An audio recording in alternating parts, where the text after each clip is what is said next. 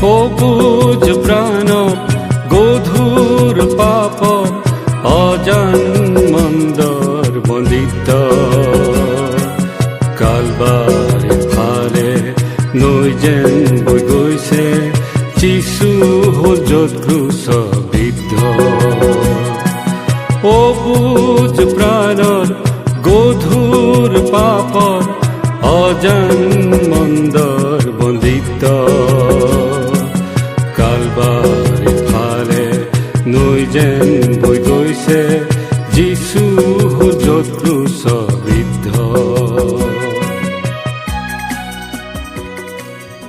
মহান ত্ৰাণকৰ্তা প্ৰভু যীশুখ্ৰীষ্টৰ অতি উন্নত নামত অভিনন্দন। পবিত্ৰ বাইবেলৰ যোহনে লিখা শুভবাৰ্তা 3 অধ্যায় 18 পদ।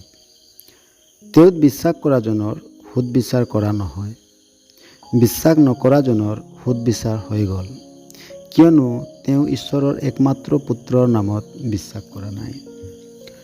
পৰিত্ৰাণ পাবলৈ মানুহে য'ত চেষ্টা ও পৰিশ্ৰম কৰে, কিন্তু ঈশ্বৰে তাত কেৱল বিশ্বাস কৰিবলৈহে কয়।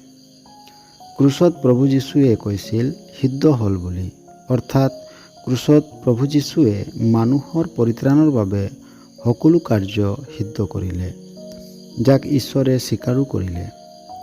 যিকোনোৱে প্ৰভু যীশুৱে ক্ৰুচত সিদ্ধ কৰা কাৰ্যক বিশ্বাস কৰে, তেওঁ পৰিত্ৰাণ পায়। বিশ্বাসৰ বাবে সেই ব্যক্তি প্ৰভু যীশুখ্ৰীষ্টত ঈশ্বৰৰ প্ৰেম, প্ৰকাশ আৰু যোজনাক লাভ কৰে।